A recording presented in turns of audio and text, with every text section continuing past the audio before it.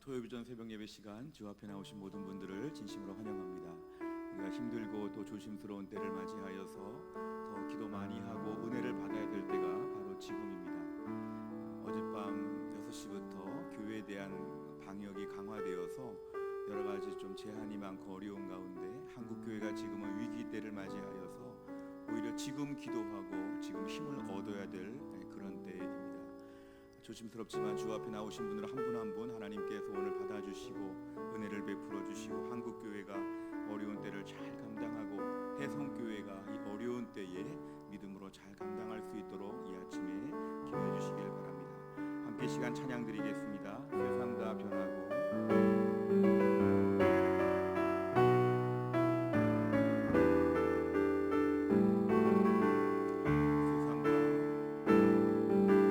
세상 다 변하고 삶의 끝이 와도 주 없인 살 수 없네.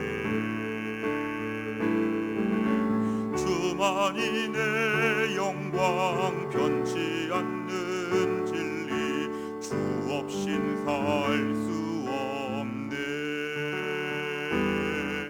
내 주 없인 살 수 없네. 주 없인 살 수 없네. 내 인생의 등대 내 삶의 소망 내 주 없인 살 수 없네. 좋으신 아버지 진실하신 친구 주 없인 살 수 없네. 내 소망 내 위로 내 영광 내 기쁨 주 없인 살 수 없네. 내 주 없인 살 수 없네. 내 주 없인 살 수 없네. 내 인생의 등대 내 삶의 소망 내 주 없인 살 수 없네. 세상 다 변하고 세상 다 변하고 삶의 끝이 와도 주 없인 살 수 없네. 주만이 내 영광 변치 않는 진리 주 없인 살 수 없네. 내 주 없인 살 수 없네. 내 주 없인 살 수 없네. 내 인생의 등대 내 삶의 소망 내 주 없인 살 수 없네. 좋으신 아버지 진실하신 친구 주 없인 살 수 없네.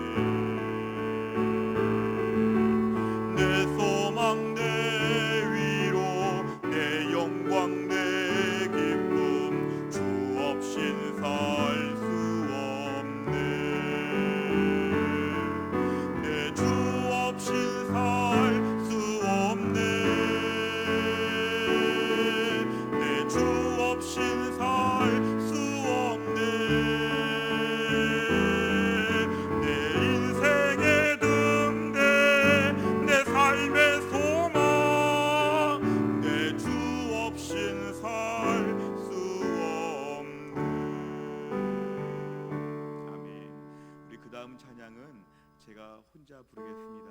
마스크하고 부르기가 힘드실 것 같은데 한번 제가 독창한다고 생각하시고 이 가사를 들으시면서 얼마나 주님의 은혜가 귀한지 그 전에 마음껏 예배드리고 마음껏 모세가 얼마나 귀한지 우리 지나간 6개월이 얼마나 어렵게 지나갔는지 얼마나 감사했는지 함께 조용히 묵상하는 시간 되시길 바랍니다.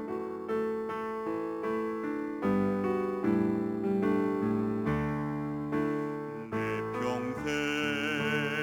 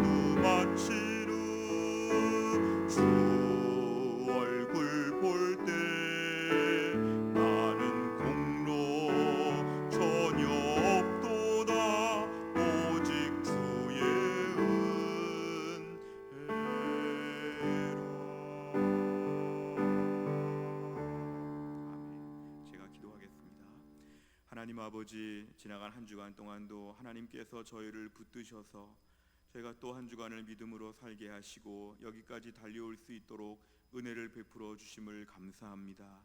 한평생 살아온 길을 뒤돌아보면 얼마나 주님의 은혜가 많았는지, 얼마나 하나님이 저희를 사랑하고 아껴주셨는지 다시 한번 주 앞에 고백하게 됩니다. 코로나 시대를 맞이하여 지난 6개월 동안 얼마나 지치고 두려웠는지, 또 얼마나 예배하고 얼마나 모이기가 힘들었는지, 우리 인생 이런 일은 처음 겪어보는데 하나님 이 힘들고 어려운 와중에서도 하나님이 저희들의 손을 붙잡아 주시고 여기까지 주의 능력으로 걸어올 수 있도록 은혜를 베풀어 주셨음을 감사합니다. 돌아보면 주님의 은혜였습니다. 어떻게 여기까지 살아왔는지, 그 절벽 같은 낭떠러지 같은 지난 6개월을 하나님이 저희들에게 상하지 않고 다치지 않도록 안전하게 여기까지 인도하여 주셨음을 감사합니다. 무엇보다 코로나 때를 맞이하여 또 교회에 대한 여러 가지 핍박과 어려움이 많은 때를 살아가면서 하나님 아버지 힘들고 어려운 이 시대에 하나님께서 한국 교회를 지켜주시고 해송교회를 지켜주시옵소서. 그동안의 믿음으로 살아왔는데, 하나님 한 분 의지하며 살아왔는데 이 어려운 때를 맞이하여 낙심하지 않게 하시고 공포에 질리지 않게 하여 주시고 오히려 이런 때를 믿음으로 뚜벅뚜벅 걸어갈 수 있는 하나님의 사람들이 되게 하여 주옵소서. 오늘도 힘들고 어려운 때를 맞이하여 주 앞에 나와 찬양하며 기도하며 말씀을 듣습니다. 어려운 때 용기를 내서 주 앞에 나온 주의 백성들, 오늘도 교회 안에 기도의 제물 되기 위하여 하나님 앞에 엎드린 주의 백성들을 하나님이 불쌍히 여겨 주시고 오늘 이 자리에서 기도하는 가운데 하나님의 능력을 체험할 수 있는 귀한 시간 되게 하여 주시옵소서. 하나님 말씀을 들을 때 마음에 반응이 있게 하여 주시고 그 전보다 더 간절하게 말씀을 듣게 하시고 그 전보다 더 간절하게 기도하게 하여 주시어서 어렵다고 하는 때에 오히려 우리가 영적으로 정신을 깨고 하나님께 특별한 마음으로 새로워지는 귀한 시간 될 수 있도록 은혜를 베풀어 주시옵소서. 모든 말씀을 예수님의 이름으로 기도하옵나이다. 아멘. 오늘 주 앞에 나오신 분들을 다시 한번 환영합니다. 우리 앞뒤 좌우에 인사하실까요? 잘 나오셨습니다. 잘 나오셨습니다. 우리 힘들고 어려운 때지만 주 앞에 나와 예배하는 가운데 은혜 주실 것들을 믿습니다. 우리 창세기 13장 18절, 창세기 13장 18절 한 절의 말씀 같이 읽겠습니다.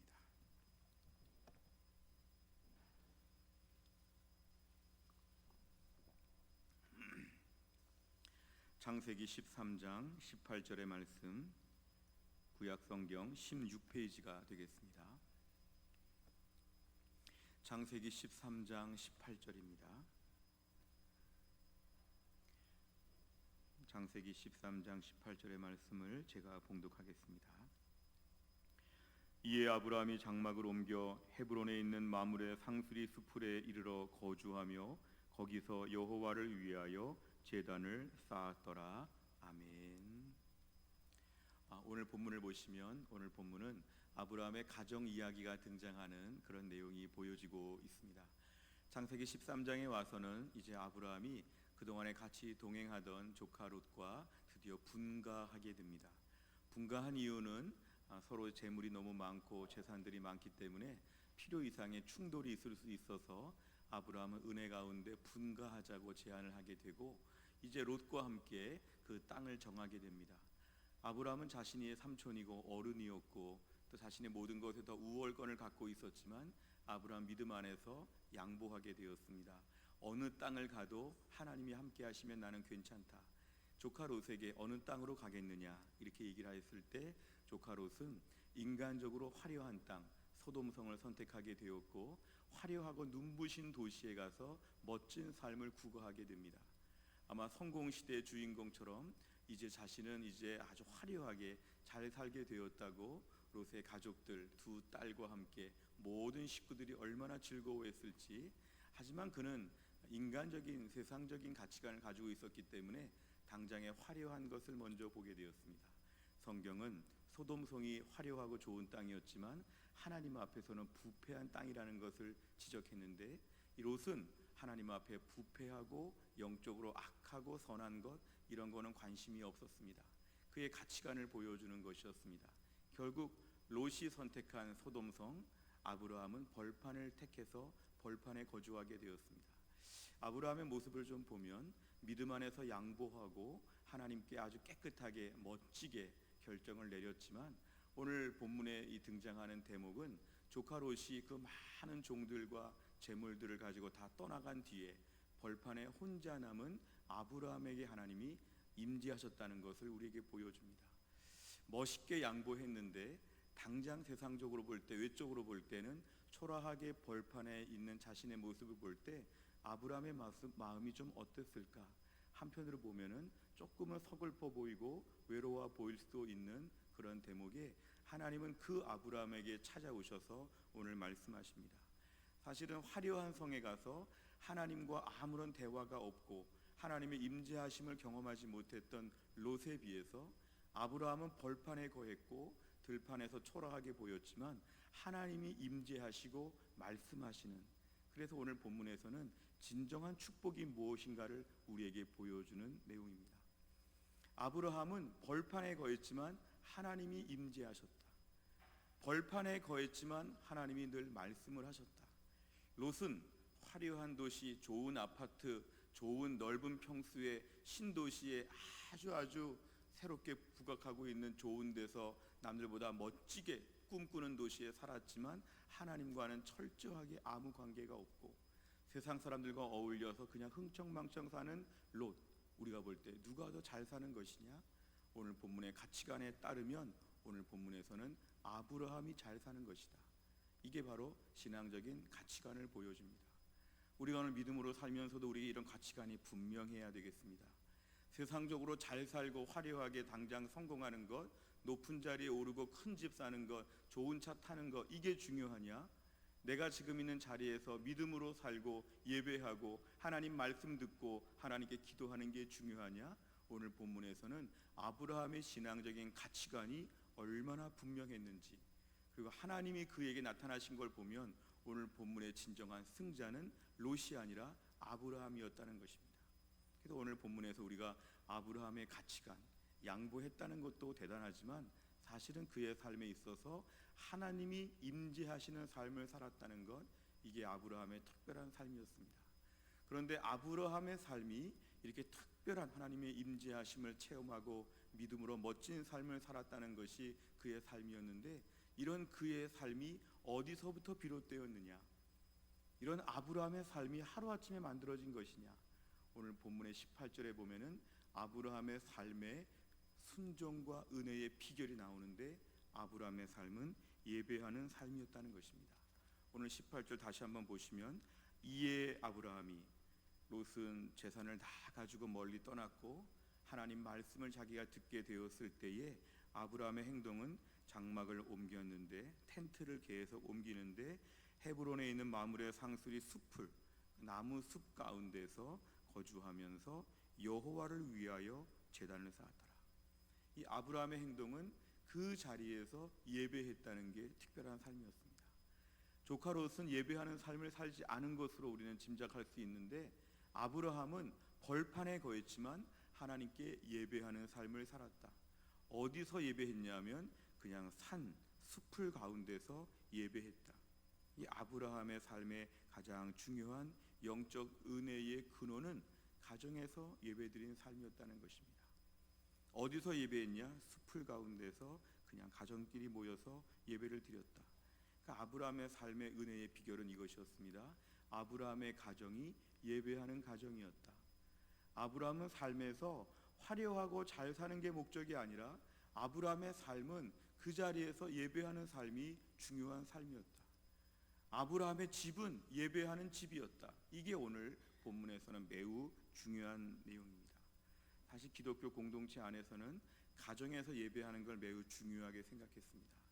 아브라함과 이삭과 야곱의 가정이 대대로 믿음의 유산을 이어온 것을 보면 대대로 가정에서 하나님을 기억하는 믿음의 시대를 그는 살아갔습니다. 신약에 와서도 보면은 가정교회라고 해서 가정이 예배 공간이 되었습니다. 큰 예배당을 짓지 않았고요. 초기에 사도행전에 나타난 교회들을 보면 가정에서, 다락방에서 예배를 드리면서 집안이 예배의 처소가 되었다는 것이 매우 특별합니다. 오늘날처럼 대규모의 이런 예배 공간이 없었지만 오히려 작은 공간에서 가족끼리 모여 예배하는 공간. 나중에 고넬료의 가정도 보면 식구들이 다 함께 모여서 집에서 예배하고 집에서 하나님을 기억하는 것. 이것이 교회에서 가정에서 성경에서 보여주는 매우 중요한 가정 예배의 전통이었습니다. 초대교회도 처음에 그랬듯이 교회사 2000년의 역사를 보면 교회사도 가정 예배의 중요성을 강조하고 있고, 한국 교회사 역사를 봐도 가정에서 예배드리는 것을 매우 중요하게 생각했습니다. 사실 우리는 교회는 예배드리는 곳, 가정은 쉬는 곳, 직장은 일하는 곳, 이런 식의 구분이 있습니다. 하루 종일 교회에서 예배 드렸으면 집에 가서는 푹 쉰다는 것입니다. 집에서 예배 드린다는 건 매우 어색하고, 집에서 강대상도 없고, 집에 예배 드릴 피아노도 없고, 집에서 무슨 예배하는 구조가 아니라 집은 살림살이 하는 구조인데 집에서 무슨 예배를 드리느냐, 집은 쉬는 곳이다. 이래서 우리들의 마음에 집에서는 100% 릴렉스하고 편안한 곳, 집에 가면 옷도 편안하게 입고, 집에 가면 서로 별로 짐스러운 얘기를 하지 않는, 집은 그냥 편안한 곳이다, 이런 고정관념이 많지만, 우리가 오늘 아브라함의 이야기를 보면 가정이 예배의 공간이 되어야 한다는 걸 알 수 있습니다. 요즘 같은 경우에 한국 사회에서 1인 가구의 비율이 작년 기준으로 30%를 넘고 있기 때문에 이제는 혼자 사는 집들이 많아져서 혼자서 어떻게 가정 예배를 드립니까? 저 멀리 계시거나 나는 원래 혼자이거나 가족이 없습니다. 이런 분들은 가정 예배를 못 드린다고 생각하지만, 가족 예배가 아니라 가정 예배는 것은 공간적인 차원에서 집안에서 예배를 드린다는 뜻입니다. 집안에서, 교회라는 공간이 아니라 가정이라는 공간에서 예배를 드린다는 게 가정 예배입니다. 저도 어릴 때부터 어머니가 신앙교육을 시키면서 매일 저녁마다 가정 예배 드린 기억이 있습니다. 어른 찬송가를 어릴 때부터 많이 불렀고, 대표기도도 시키고 성경도 읽게 하고 항상 가정 예배를 많이 드려왔습니다. 정말 특별한 일이 없으면 거의 매일 가정 예배를 드리면서 아주 어릴 때부터 신앙 교육을 받아온 기억이 있습니다. 하지만 언제부터인가, 저희 가정뿐만 아니라 다 그렇게 많이 해오셨을 텐데요, 언제부터인가 가정 예배가 많이 사라지게 되었고, 그 가정 예배가 사라지게 되면서 신앙적인 무게와 힘이 많이 약해진 것이 현실입니다. 그래서 우리는 오늘 가정 공간 안에서, 집 안에서 하나님 앞에 예배를 드린다는 것이 신앙의 회복에서 매우 중요합니다. 우리가 가정이 교회처럼 바뀔 수 있다면, 우리 집이 교회같이 바뀔 수 있다면, 마치 옛날에 개척교회 하는 목사님들이 집에서부터 예배를 시작하는 것처럼 우리 집에서 일주일에 한 번은 교회처럼 예배를 드릴 수 있다면, 이것이야말로 진정한 이 시대의 영적인 무기가 됩니다. 이렇게 힘들고 어려울 때 아브라함처럼 양보도 할 수 있고, 아브라함처럼 하나님을 집에서 만날 수 있는 비결은 뭐냐면은 가정에서 하나님께 예배를 드리는 그러한 길입니다. 집에서 자녀들이 부모를 위해서 기도하고, 부모가 자녀들을 위해서 기도하고, 가정에서 찬송 소리가 나고 가정에서 기도 소리가 난다는 것은 진정한 축복입니다. 어떤 집에 신방을 가보면 방들이 여러 개가 있는데요, 그 여러 방들이 그냥 각각 쉬는 곳이다, 이게 아니라 저 방은 골방이다, 저 방은 기도하는 방이다, 이런 것들을 집에서부터 심어주는 것. 집에 성경 말씀도 붙어 있고, 집에서 찬송도 부르고, 집에서 기도도 할 수 있다면 우리 집이 교회로서의 기능을 회복하는 것이 매우 중요하다는 것입니다. 공간적으로 우리 집을 이렇게 주신 이유가 뭘까요? 나에게 조금 더 여유롭고 넓은 공간들을 주신 이유가 뭘까요? 이 집에서 예배하라고, 이 집에서 예배하라고, 이 집에서 일주일에 한 번은 정말 교회처럼 모여서 예배할 수 있도록, 나 혼자 예배하더라도 이 집에서 일주일에 한 번은 우리 집을 임시 교회처럼 쓸 수 있도록, 이런 식으로 우리 집을 활용하라는 것입니다. 요즘 같은 코로나 시기에는 성도들의 믿음이 급격하게 약화되고 있는 그런 시기입니다. 예배 출석이 줄어드는 것을 보면 때로는 두려움이 이해가 되기도 하지만, 때로는 지나치게 두려울 때가 너무도 많습니다. 사소한 이유로 교회를 못 나옵니다. 사실 코로나에 걸리려면 더 위험한 데가 많은데요, 더 위험한 데 다 다니면서 교회만 못 나오겠다고 하는 이 약한 마음이 듭니다. 저는 이걸 판단하지 않고 두렵다는 걸 이해하려고 많이 기도하고 있지만, 때로는 지나칠 때가 많습니다. 때론 지나칠 때가 많습니다. 사회적으로 많은 프레임에 교회에 가면 병에 걸릴 것처럼 우리를 막 공포로 몰아넣고 있을 때 이걸 분별하지 못하면 이 시대의 성도들 교회에 안 나오게 되고, 교회에 안 나오면 믿음은 떨어지게 됩니다. 온라인 예배도 제대로 드리지 못하고 하나님께 믿음이 자꾸 떨어지죠. 저는 너무 아까운 게, 그동안에 어떻게 이렇게 많은 은혜의 자산을 벌었는데 하루아침에 이렇게 다 잃어버리는가. 얼마나 신앙적으로 여기까지 오느라 그동안 애썼는데 하루아침에 집안에 번 돈을 다 써버리는 것처럼 영적으로 신앙이 급격하게 저하될 때 개인적으로나 교회적으로나 너무 아깝고 너무너무 마음이 아플 때입니다. 이럴 때는 우리가 신앙적으로 울타리를 든든하게 쳐야 합니다.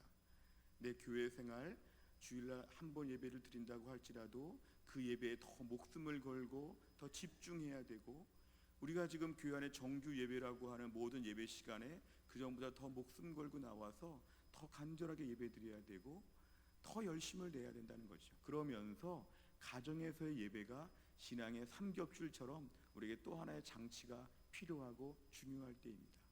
이럴 때 가정 예배 드리면서 믿음을 더 지켜야지, 이럴 때 더 하나님 앞에서 멀어지고 물러가게 되면 우리가 어느 날 배도하는 자처럼 믿음의 길을 떠날지도 모릅니다. 우리가 얼마나 허약하고 얼마나 부실한지 모릅니다. 이럴 때 우리가 믿음을 지킨다고 하면, 이럴 때 우리는 믿음의 3겹줄, 4겹줄, 5겹줄을 가지면서 신앙을 지켜야 될 때입니다. 가정이 예배의 공간 되게 하여 주옵소서. 요즘 같은 때 주일학교가 정상적으로 모이기 어렵습니다. 집에서 부모가 가르쳐야 됩니다. 집에서 부모가 주일학교 선생님이 되어야 하죠. 교회에서 애들이 모이기 어렵고 교회 교육이 정상적으로 이루어지지 못하면 집에서 부모님들이 애들을 홈스쿨링 하듯이 신앙적으로 가르쳐야 되죠. 성경 얼마나 읽고 있는지, 큐티하고 있는지, 기도하고 있는지 부모가 홈스쿨링을 철저하게 해서라도 내 아이의 신앙은 내가 책임져야 되는, 바로 그런 때를 저희는 살아갈 수 있습니다.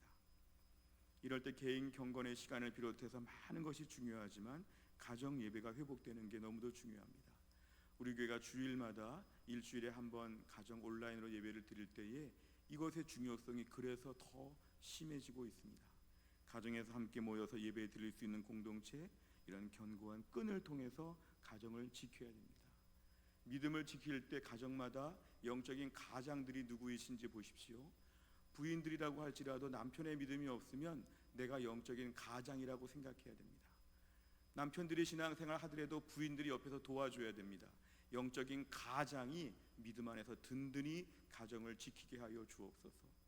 다 힘들다고 할 때 물러나게 되면 믿음 금방 잃어버립니다. 주일 예배부터 시작해서 믿음이 허물어지는 건 순식간입니다. 이럴 때 우리가 가정 안에서 믿음으로 격려하고 자극하고 권면하고 가르치고 계속 붙잡아주는 역할들을 가정이 감당하기 위해서는 가정의 예배가 회복되어야 한다는 것입니다. 이스라엘 백성들을 보면 유다가 멸망한 주전 586년 이후의 역사를 보면 예루살렘 성전이 다 무너지게 되었습니다. 그렇게 자랑하던 예루살렘 성전, 오늘날로 말하면 주일날 모여서 예배를 드릴 수 없는, 예배당이 다 없어진 그런 때를 살아가게 되었습니다. 더군다나 바벨론이라고 하는 먼 지역에, 오늘날 이란, 이라크 지역 이런 데로 멀리 끌려가 가지고 거기서 지금 막 외따로 살게 되었습니다. 이스라엘 백성들 감사한 것은 그 가운데서 성전은 무너졌지만 회당을 짓게 되었습니다. 회당은 몇십 명이 모여도 회당을 지을 수 있었기 때문에 이스라엘 사람들이 포로지에서 회당을 짓고 거기서 말씀 나누고 기도하며 은혜 생활을 유지하였습니다. 나중 예수님 때에도 보면 회당들이 계속 존재했는데요, 지중해 연안에 흩어진 디아스포라 유대인들이 어디에 가나 회당을 짓고 중심을 삼아서 모였습니다. 우리가 오늘 가정에서 예배를 드리는 건 가정에 회당을 짓는 것과 같습니다. 교회 같은 건물을 집에다 지을 수는 없지만 가정 공동체 안에, 우리 가정 안에 거실이나 방 안에 모여가지고 거기서 하나님께 찬양하고 기도하면 회당을 짓는 것과 똑같습니다. 하나님이 그 자리 가운데도 임재하심을 믿으시기를 바랍니다. 오늘 본문의 아브라함이 숲풀에 모여서, 숲속에 모여서 예배를 드려도 그 가운데 하나님은 임재하셨습니다. 벌판에 앉아있는 아브라함에게도 하나님은 임재하셨습니다. 오늘날 우리의 집이 초라하든 우리의 집이 어떠하든 함께 모여 두세 사람이 내 이름으로 모인 곳에 나도 함께 한다고 주님 말씀하셨습니다.